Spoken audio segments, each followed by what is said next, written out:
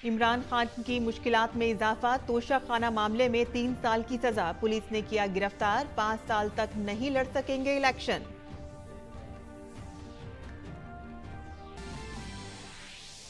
सदर द्रौपदी मुर्मू ने नई दिल्ली में लाइब्रेरी फेस्टिवल 2023 का किया इफ्तिताह। 2 रोजा फेस्टिवल में भारत की लाइब्रेरियों की जदीदकारी और डिजिटलाइजेशन पर किया जाएगा तबादला ख्याल।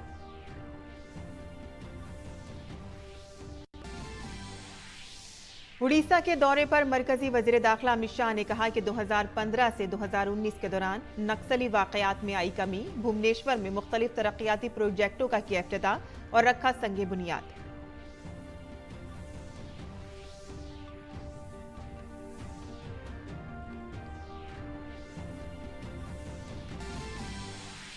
चंद्रयान 3 आज शाम 7 बजे चांद के मदार में होगा दाखिल। Indian Space Research Organisation ISRO ने बताया कि खलाई जहाज ने चांद तक का तकरीबन 2/3 फासला कर लिया है तय। वाराणसी के ज्ञानवापी कैंपस में साइंसी सर्वे का आज दूसरा दिन। Archaeological survey of India ASI के एहलकार सर्वे में मसरूफ। भारतीय बैडमिंटन खिलाड़ी HS प्रणय ने ऑस्ट्रेलियन ओपन के फाइनल में बनाई जगह। सेमीफाइनल में अपने ही हमवतन प्रियांशु राजावत को सीधे गेम्स में दी शिकस्त। इतवार को फाइनल में चीन के वांग होंग यांग से होगा मुकाबला।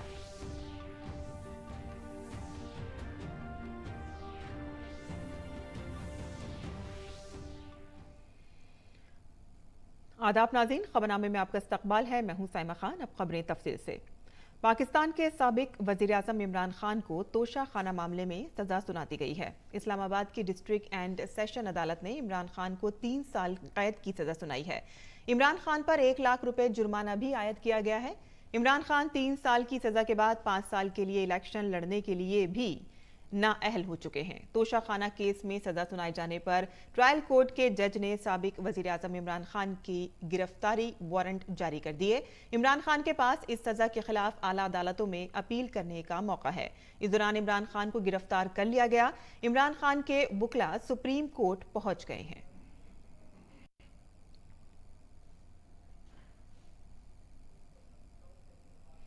और पाकिस्तान के साबिक वज़ीर-ए-आज़म इमरान खान ने एक वीडियो पैगाम जारी किया। इमरान खान ने कहा कि मेरी गिरफ्तारी मुतवक्के थी, चुनांचे मैंने ये पैगाम अपनी गिरफ्तारी से कब्ल रिकॉर्ड करवाया। ये लंदन प्लान पर अमल दरामद की जानिब एक और कदम है, मगर मैं चाहता हूँ कि मेरे कारकुनान पुरअमन, साबित कदम और मजबूत रहें। हम रब्बुल इज़्ज़त के सिवा किसी के सामने नहीं झुकते, जो अल-हक़ है और ला इलाहा इल्लल्लाह ही हमारा ईमान है। जब तक ये पैगाम आप तक पहुंचेगा, मुझे ये अरेस्ट कर चुके होंगे और मैं जेल में होऊंगा, तो मेरी आपसे सिर्फ एक ही रिक्वेस्ट है, अपील है कि आपने घरों में चुप करके नहीं बैठना। मैं ये जो जद्दोजहद कर रहा हूँ, ये अपनी ज़ात के लिए नहीं कर रहा, ये अपनी कौम के लिए कर रहा हूँ, आपके लिए कर रहा हूँ, आपके बच्चों के मुस्तकबिल के लिए कर रहा हूँ। ये है जंग इंसाफ की, आपके हकूक़ की, आपकी आज़ादी की। और कभी भी याद रखें, कोई आज़ादी प्लेट में रख के नहीं देता। जिस तरह मैं कहता हूँ, जंजीरें गिरती नहीं हैं, तोड़नी पड़ती हैं।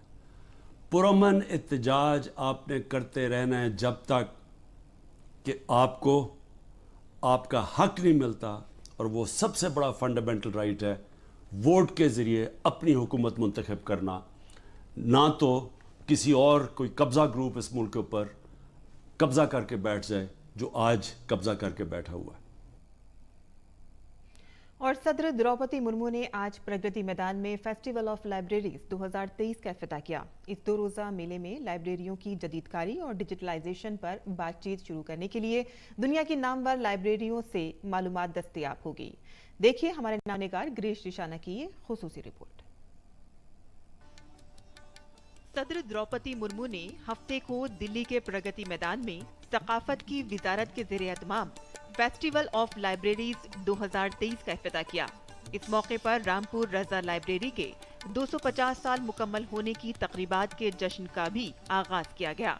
लाइब्रेरियों की डायरेक्टरी के इजरा के साथ ही 22 मकामी जबानों में कर्सिव तहरीरी किताबों का एक सेट भी जारी किया गया।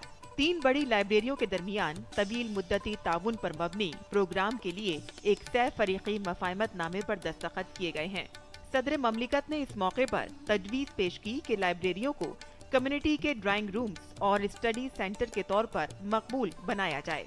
कुतुब खानों को समाजी मेलजोल का मरकज भी बनना चाहिए और खुद मुताला और गौर फिक्र का भी। उन्होंने किताबों और कुतुब खानों की अहमियत के साथ साथ मखतूतात के तहफ़्फ़ुज़ और कुतुब खानों की जदीद कारी और डिजिटलाइजेशन पर बात की। सदर ममलिकत ने कहा कि लाइब्रेरियों की तरक्की मुआशरे और सकाफत की तरक्की से मुंसलिक है। पुस्तकालयों का विकास समाज और संस्कृति के विकास से जुड़ा हुआ है। ये सभ्यताओं और संस्कृतियों की उन्नति का पैमाना भी हेतु होता है। आज़ादी का अमृत महोत्सव मनाने तथा अमृत काल में भारत को विकसित राष्ट्र बनाने के प्रयासों में कल्चर ऑफ रीडिंग यानी स्वाध्यायों की संस्कृति को प्रोत्साहित करने का ये प्रयास बहुत उपयोगी सिद्ध होगी। इस मौके पर कानून व इंसाफ और सकाफत व पार्लिमानी उमूर के मरकजी वजीर ममलिकत अर्जुन राम मेघवाल और सकाफत और उमूर खारजा की वजीर ममलिकत मीनाक्षी लेखी भी मौजूद थीं, जहां उन्होंने लाइब्रेरियों की अहमियत पर अपने ख्यालात का इजहार किया। देश में जो महापुरुष हुए उन्होंने बहुत सी चीजें लाइब्रेरी के बारे में कही है। जैसे डॉक्टर APJ अब्दुल कलाम साहब की बात करें, जो हमारे पूर्व राष्ट्रपति भी रहे, मिसाइल मैन के नाम से जाने भी जाते हैं। वो क्या कहते हैं इस बुक्स के बारे में? 1 best book is equal to 100 good friends, but 1 good friends is equal to a library. It is APJ Abdul Kalam. Festival of Libraries in a country like India is just a remnants of our past. And the past, which was a glorious past, the past which gave India the edge at that point in time, and we were called Vishwa Guru, not in the air, but Guru is definitely related to the knowledge system. इस मौके पर मुल्क भर की लाइब्रेरियों से वाबस्ता अफराद भी बहुत पुरजोश नजर आए। अपने आप में उत्कृष्ट आयोजन है। देश में पहली बार पुस्तकालयों को लेकर के कोई राष्ट्रीय आयोजन हो रहा है। इसके लिए मैं सरकार को और विशेष रूप से हमारे प्रधानमंत्री माननीय नरेंद्र मोदी जी को इसके लिए बधाई देता हूं और आभार व्यक्त करता हूं एक पुस्तकालय अध्यक्ष होने के नाते। बहुत ही अद्भुत कार्य हुआ है। इसके माध्यम से देश भर में एक मैसेज जाने वाला है कि भाई गांव में, शहरों में हर जगह लाइब्रेरी होना चाहिए और ये लाइब्रेरी इस कल्चर से देश के अंदर एक नई जो खेप जो पैदा होगी, जो नई जनरेशन जो किताबों से जुड़ेगी, उसका एक अलग ही बौद्धिक उनका जो क्षमता उनके अंदर डेवलप होगी। 2 रोज़ा फेस्टिवल में लाइब्रेरियों की जदीदकारी और डिजिटलाइजेशन पर बहस शुरू करने के लिए दुनिया की मारूफ लाइब्रेरियों से मालूमात यहाँ दस्तयाब है। इससे लाइब्रेरी के शोबे में बेहतरी और जिद्दत में इजाफा होगा। फेस्टिवल की खतामी तकरीब में नायब सदर जगदीप धनखड़ मौजूद रहेंगे। पुस्तकालय महोत्सव एक अनूठा आयोजन है जिसे संस्कृति मंत्रालय द्वारा पहली बार आयोजित किया गया है। इसमें देश भर की तमाम छोटी बड़ी लाइब्रेरी उनकी ऐतिहासिक और सांस्कृतिक विरासत की पुस्तकों को सहेजने के साथ आम जनता तक पहुंचाने का एक अच्छा प्रयास कहा जा सकता है। कैमरामैन विनय तिवारी और YK लोकनाथ के साथ गिरीश निशाना, DD न्यूज, दिल्ली। और मरकजी वजीर दाखिला अमित शाह उड़ीसा के 2 रोज़ा दौरे पर हैं। मरकजी वजीर धर्मेंद्र प्रधान समेत कई मोअज़्ज़िज़ीन ने मौजूदगी में वजीर दाखिला अमित शाह ने भुवनेश्वर में एक कौमी शाहराह प्रोजेक्ट का आगाज किया। प्रोग्राम में उन्होंने कहा कि कौमी शाहराह के मंसूबे से रियासत में तरक्की और रोजगार को फरोग मिलेगा।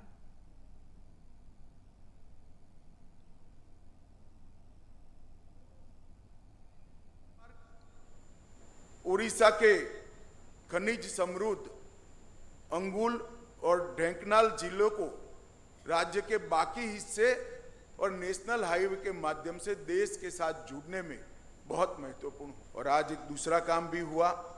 कालाहांडी के मोटर से बैनर तक लाड़ू गांव के रास्ते होकर रोड के चौड़ीकरण और सुदृढ़ीकरण की भी शुरुआत हुई। भूमि पर बने हुए राजमार्ग वो व्यक्ति की हथेली में बनी हुई भाग्य रेखा के समान होते हैं। देश का भाग्य राजमार्गों के साथ जुड़ा हुआ है। देश का विकास, देश का अर्थतंत्र का विकास वो राजमार्गों के साथ जुड़ा है और मोदी जी ने इन 9 वर्षों के अंदर राजमार्गों के विकास के लिए ढेर सारा काम किया है।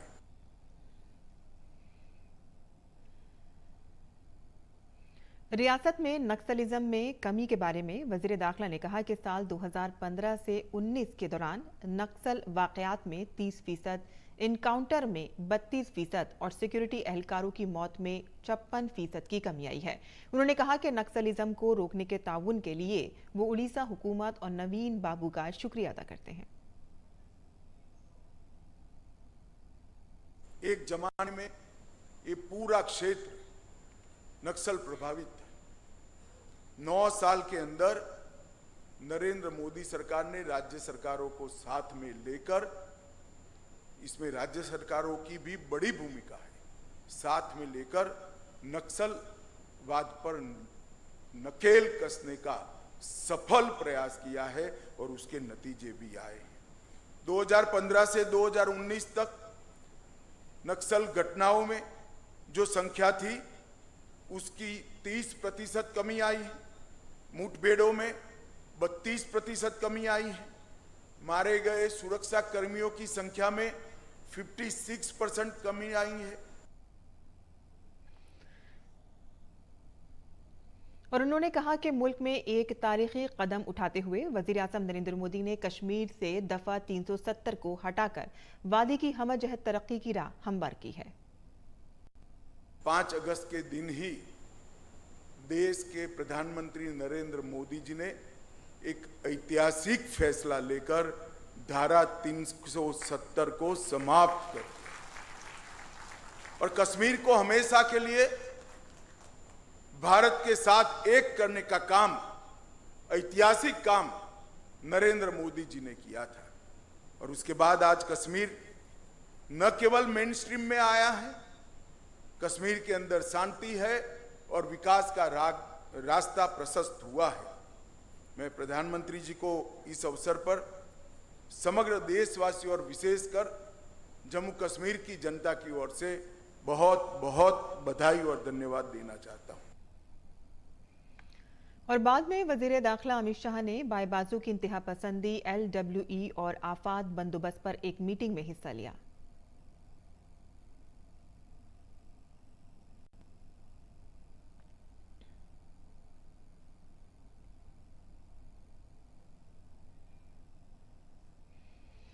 सेहत और खानदानी बहबूद के मरकजी वजीर मनसुख मांडविया ने गुजरात के अपने दौरे के दौरान आज IIM अहमदाबाद के ज़ेर-ए-एहतमाम हेल्थ केयर सिस्टम से समिट से खिताब किया और IIM अहमदाबाद के RJM ऑडिटोरियम में उन्होंने कहा कि कोविड के बाद गुज़िश्ता 3-4 साल में दुनिया में सेहत के शोबे के चैलेंजों में इजाफा हुआ है।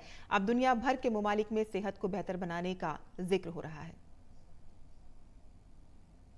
डॉक्टर्स की कमी को भी पूरी करनी है, हेल्थ को एक्सेसिबल बनानी है, यानी कि आपको रूरल एरिया तक हेल्थ फैसिलिटी क्रिएट करनी है, टर्सरी केयर हेल्थ सिस्टम को भी डेवलप करनी है, डिजिटल टेक्नोलॉजी का उपयोग करके हेल्थ को एक्सेसिबल और एफोर्डेबल बनानी है। ये सब सारी इकोसिस्टम के लिए आप सोचेंगे तब आप एक हेल्थ सिस्टम को बना पाएंगे। और सेहत और खानदानी बहबूद के मरकजी वजीर ने कहा कि सेहत के शोबे को बेहतर बनाने के लिए मुल्क में डॉक्टरों की कमी को दूर करने से लेकर गांव की सतह पर सेहत की सहूलियात को बेहतर बनाने की जरूरत है। हेल्थ सेक्टर एक ऐसा सेक्टर है,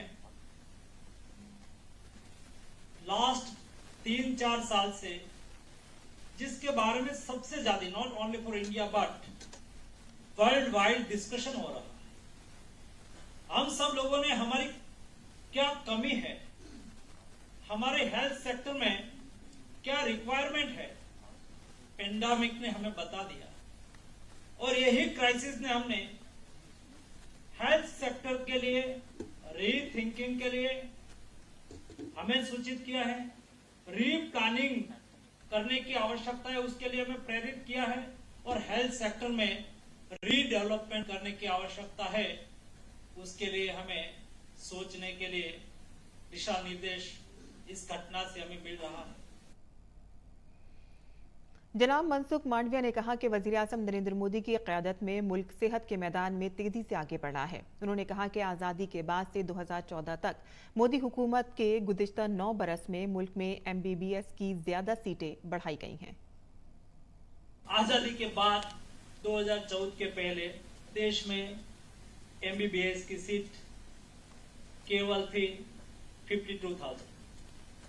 आज 9 साल में 1,07,000 MBBS की सीट है। This year we have given to approval of 54 new medical college. Ayodhya में श्री राम मंदिर भूमि पूजन की आज तीसरी बरसी है। इस मौके पर भगवान राम लल्ला के दरबार को फूलों से सजाया जाएगा और उन्हें मुख्तलिफ पकवान पेश किए जाएंगे। 9 नवंबर 2019 को सुप्रीम कोर्ट के फैसले के बाद वज़ीर-ए-आज़म नरेंद्र मोदी ने 5 फरवरी 2020 को श्री राम जन्मभूमि तीर्थ क्षेत्र ट्रस्ट का ऐलान किया था और 5 अगस्त 2020 को अजीमुल शान राम मंदिर की तामीर के लिए जमीन की पूजा करने के बाद संगे बुनियाद रखा था। गुज़िश्ता 3 बरस में राम मंदिर ने शानदार शक्ल इख्तियार कर ली है और जनवरी 2024 के तीसरे हफ्ते में राम लल्ला के तक़द्दुस की तैयारियां की जा रही हैं। प्राण पर प्रतिष्ठा महोत्सव को तारीखी बनाने के लिए श्री राम जन्मभूमि तीर्थ क्षेत्र ट्रस्ट तैयारियों में मसरूफ है।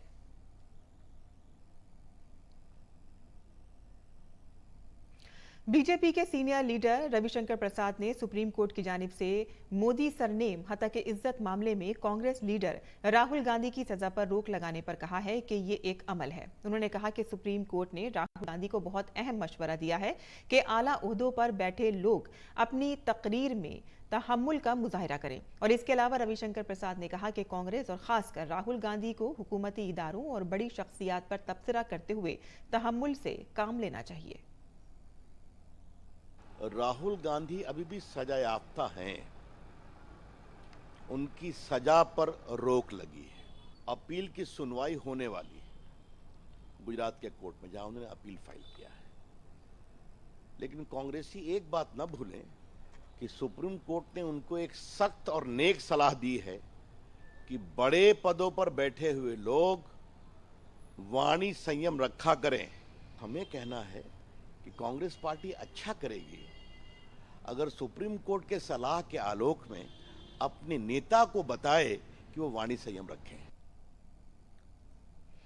ऑपोजिशन इत्तेहाद INDIA के शरकतदारों के दरमियान रोज नई तकरार मंजर-ए-आम पर आ रही है। ये तनाज़ा कल उस वक्त ताज़ा शक्ल इख्तियार कर गया कि जब कर्नाटक के सेहत व खानदानी बहबूद के वजीर और कांग्रेस लीडर दिनेश गुड्डू ने हाल ही में दिल्ली के मोहल्ला क्लिनिक का दौरा करने के बाद क्लिनिक की खराब हालत पर बरहमी का इजहार किया और कहा कि कर्नाटक के मोहल्ला क्लिनिक दिल्ली के मोहल्ला क्लिनिक से बेहतर हैं। और इसके जवाब में दिल्ली के आम आदमी पार्टी के MLA ने दिनेश गुंडा पर ट्वीट करते हुए जवाबी हमला किया और कहा कि जब आप यहां दिल्ली के मोहल्ला क्लिनिक में थे तो तारीफ कर रहे थे, लेकिन कर्नाटक भवन पहुंचकर ऐसा क्या दबाव था कि आपने पलटी मार दी। और इस पूरे वाक़े पर एंटरप्रेन्योरशिप, हुनरमंदी, इलेक्ट्रॉनिक्स और टेक्नोलॉजी के मरकजी वजीर ममलिकत राजीव चंद्रशेखर ने ऑपोजिशन इत्तेहाद INDIA पर तनकीद की और कहा कि ऑपोजिशन पार्टियों का एक पार्टनर दूसरे पार्टनर के पास जाकर मोहल्ला क्लिनिक का दौरा कर रहा है, लेकिन इत्तेहादी आपस में ही एक दूसरे से मुतासिर नहीं हो पा रहे हैं। और इस सारे वाक़े से जाहिर होता है कि ऑपोजिशन इत्तेहाद में सब ठीक नहीं चल रहा है, जैसा कि उनकी क़यादत दावे करती है।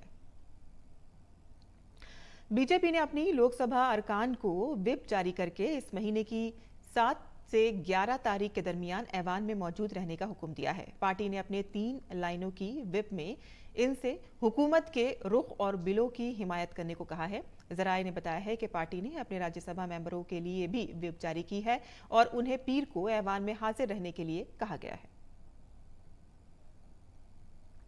कपिल मिश्रा को बीजेपी की दिल्ली यूनिट का नायब सदर मुकर्रर किया गया है। दिल्ली की रियासती सदर वीरेंद्र सचदेवा की हिदायत के मुताबिक कपिल मिश्रा को ये जिम्मेदारी दी गई है।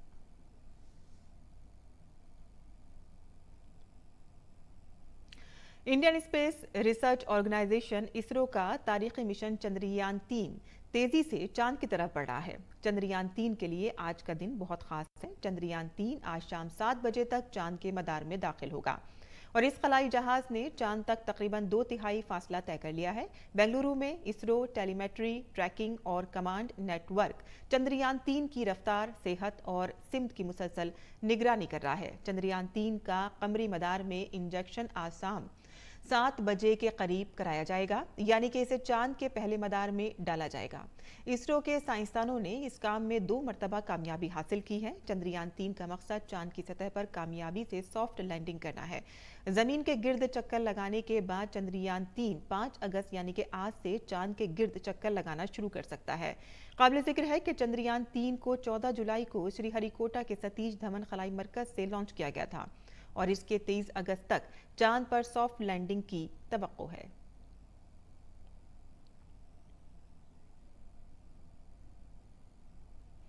मरकजी हुकूमत जम्मू कश्मीर की मुनासिब तरक्की के लिए पुरअज़्म है। मरकजी वजीर जितेंद्र सिंह ने कहा कि मोदी हुकूमत ने मंसूबाबंद तरीके से जम्मू कश्मीर के हवाले से एक निज़ाम कायम किया है। एक बहुत बड़ी कोताही रह गई थी संविधान की और जिसका प्रायश्चित करने का सौभाग्य इस सरकार को पैदा मिला और मुझे लगता है कि शायद विधाता को ये मंजूर था कि श्री नरेंद्र मोदी देश के प्रधानमंत्री हों और उनके हाथों से ये शुभ काम हो। ये कि जिस पार्टी की ओर से 370 की पैरवी की गई थी सबसे ज्यादा जोरदार तरीके से, उसी ने स्वयं ये स्वीकार किया था कि ये अस्थायी है, लेकिन समय बीतने के साथ साथ राजनीतिक स्वार्थ के कारण वो अपने ही वादे से हट गए। लेकिन एक बड़े ही योजनाबद्ध तरीके के साथ जम्मू कश्मीर के विषय को लेकर के मोदी जी ने और उनके नेतृत्व की सरकार ने एक व्यवस्था स्थापित करने का काम किया है। अफ्रीका से लाए गए चीतों के बारे में बात करते हुए माहौलियात, जंगलात और मौसमियाती तब्दीली के मरकजी वजीर भूपेंद्र यादव ने कहा कि हुकूमत चीतों के बारे में फिक्रमंद है और वो इस मंसूबे की कामयाबी के लिए पुरुम्मीद है। उन्होंने 2 चीतों के नुकसान की मालूमात देने के साथ ही कहा कि एक इन्फेक्शन सामने आया है जिसके बारे में बैनुल-अक़वामी माहिरीन से भी बात की जा रही है। हर चीते के लिए हम पूरी चिंता कर रहे हैं और हम चाहेंगे ये प्रोजेक्ट पूरी तरीके से सफल हो। ये एक लंबा प्रोजेक्ट था जिसमें हर वर्ष चीते आने हैं। जो इंसेक्ट्स होते हैं मानसून के कारण, उसका एक हमें संक्रमण ध्यान में आया है। तो उस संक्रमण के कारण हमारे 2 चीतों का नुकसान भी हुआ है। उसको हमने और साउथ एशिया के और नामीबिया के और जो इंटरनेशनल एक्सपर्ट्स हैं उनके साथ शेयर भी किया है और इस प्रबंधन विषय पे भी हम अब आगे बढ़ रहे हैं। और कौमी सलामती के मुशीर अजीत डोभाल कौमी सलामती के मुशीरों की मीटिंग में शिरकत के लिए यूक्रेन पहुंच गए हैं। हुकूमत ने इस मौजू पर मालूमात और तस्वीर अपने Twitter account India in Saudi Arabia पर शेयर की। अपने ट्वीट में उन्होंने कहा है कि कौमी सलामती के मुशीर अजीत डोभाल यूक्रेन में कौमी सलामती के मुशीरों की मीटिंग में शिरकत के लिए जद्दा पहुंचे। जद्दा के हवाई अड्डे पर सफीर डॉक्टर सुहेल खान और कौंसिल जनरल मोहम्मद शाहिद आलम ने उनका इस्तकबाल किया।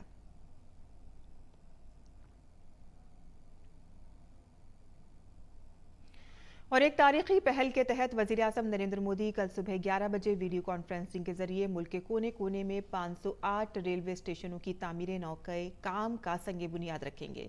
इन स्टेशनों को 24,470 करोड़ रुपए से ज्यादा की लागत से दोबारा तैयार किया जाएगा।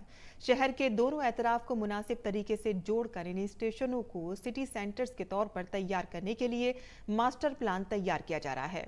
ये 508 स्टेशन मुल्क की 27 रियासतों और मरकज के जेर इंतजाम इलाकों में वाक़ हैं, जिनमें उत्तर प्रदेश में 55, राजस्थान में 55, बिहार में 49, महाराष्ट्र में 44, मगरबी बंगाल में 37, मध्य प्रदेश में 34, आसाम में 32, उड़ीसा में 25, पंजाब में 22, गुजरात में 21, तेलंगाना में 21, झारखंड में 20, आंध्र प्रदेश में 18, तमिलनाडु में 18, हरियाणा में 15 और कर्नाटक में 13 स्टेशन शामिल हैं। स्टेशन की इमारतों का डिजाइन मकामी सकाफत, विरसे और फन तामीर से मुतासिर होगा। मुसाफिरों को जदीद सहूलियात मैसर होंगी।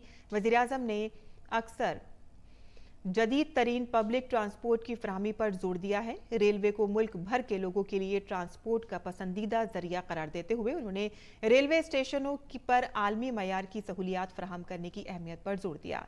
इस विजन के तहत अमृत भारत स्टेशन स्कीम को मुल्क भर में 1309 स्टेशनों की दोबारा तरक्की के काम के लिए शुरू किया गया था।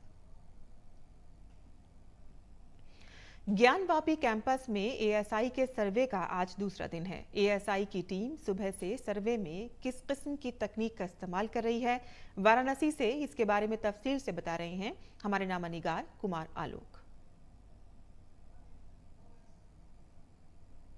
सावन का महीना है और बाबा विश्वनाथ के दर्शन करने के लिए लाखों भक्त यहाँ पर आ रहे हैं और दर्शन करके जा रहे हैं। लेकिन उससे भी बड़ी इंपॉर्टेंट चीज यहाँ पर जो हो रही है वो एएसआई ज्ञानवापी परिसर में सर्वे का काम कर रही है। आप देख सकते हैं कि भारी सुरक्षा व्यवस्था है, यहाँ पर है चाक चौबंद सुरक्षा व्यवस्था की गई है ताकि भक्तों को भी परेशानी नहीं हो और जो सर्वे का काम कर रहे हैं उनको भी कोई परेशानी नहीं हो। और ये सर्वे जो कल से शुरू हुआ था, जो बातें आ रही सामने, वैज्ञानिक ढंग से पूरे इस सर्वे को अंजाम दिया जा रहा है। जैसे जीपीआर तकनीक की मदद ली जा रही है। जीपीआर तकनीक से ये हो रहा है कि जो भूमि के अंदर यानी 20 फीट के अंदर क्या क्या है, कंक्रीट के अंदर क्या है वो और किस काल के हैं, ये सारा कुछ जीपीआर के टेस्ट से आएगा। दूसरा कार्बन डेटिंग है। कार्बन डेटिंग पद्धति से ये मालूम होगा कि ये जो ज्ञानवापी परिसर है उसकी उम्र क्या है। तो अभी यहाँ के लोगों में भी काफी उत्साह है कि जब ये सर्वे खत्म होगा और सर्वे खत्म होने के बाद क्या नतीजे आएंगे, ये देखने वाली बात होगी। और नूह में गैर कानूनी तामीरात पर इंतजामिया बड़ी कार्रवाई कर रही है। हरियाणा इंतजामिया ने एसकेएम गवर्नमेंट मेडिकल कॉलेज के करीब गैर कानूनी दुकानों को हटाया और इसके साथ ही नाजायज तजावीज़ात को भी खाली करा लिया गया है। काबिल जिक्र है कि जुमे को मकामी इंतजामिया ने 4 मकामात पर बुलडोजर चलाकर गैर कानूनी तामीरात हटा दी थी। और दारुल हुकूमत नई दिल्ली के कई इलाकों में आज सुबह बारिश ने मौसम खुशगवार बना दिया। बारिश के बाद दिल्ली के लोगों को उमस से काफी राहत मिली है। बारिश के बाद दारुल हुकूमत के कई इलाकों में पानी जमा होने का मसला भी पैदा हो गया है। दूसरी जानिब महकमा मौसमियात ने दिल्ली समेत हिमाचल प्रदेश, पंजाब, हरियाणा और चंडीगढ़ में इतवार तक बारिश का अलर्ट जारी किया है। महकमा मौसमियात ने शुमाल मगरबी भारत की रियासतों में अगले 3 से 4 दिनों तक शदीद बारिश की वार्निंग भी जारी की है। दूसरी तरफ 7 अगस्त के बाद बिहार और झारखंड में बारिश की सरगर्मियां बढ़ने का इम्कान है। उत्तर प्रदेश में भी अगले 5 दिनों तक बारिश का अलर्ट जारी किया गया है। उत्तराखंड में 8 अगस्त तक बारिश की पेशनगोई की गई है। दूसरी जानिब महकमा मौसमियात ने जनूबी भारत में अगले 5 दिनों तक हल्की बारिश का इम्कान जाहिर किया है। और खेल की खबरों में भारत बैडमिंटन खिलाड़ी एच.एस. प्रणॉय ने ऑस्ट्रेलियन ओपन बैडमिंटन टूर्नामेंट के फाइनल में जगह बना ली है। सेमीफाइनल में प्रणॉय ने अपने ही हमवतन प्रियांशु राजावत को शिकस्त देने में कामयाबी हासिल की। प्रणॉय ने मैच के आगाज से ही प्रियांशु पर दबाव डाला और पहला गेम 21-18 से जीत लिया। प्रणॉय को दूसरा गेम भी जीतने के लिए ज्यादा मेहनत नहीं करनी पड़ी और फाइनल में जगह बनाने के लिए मैच 21-18, 21-12 से जीत लिया। और इस साल प्रणॉय का ये दूसरा सुपर 500 फाइनल है। और इसी के साथ ही हमारा खबरनामा यही खत्म पसीर होता है। हमारी पूरी टीम को दें इजाजत। आदाब।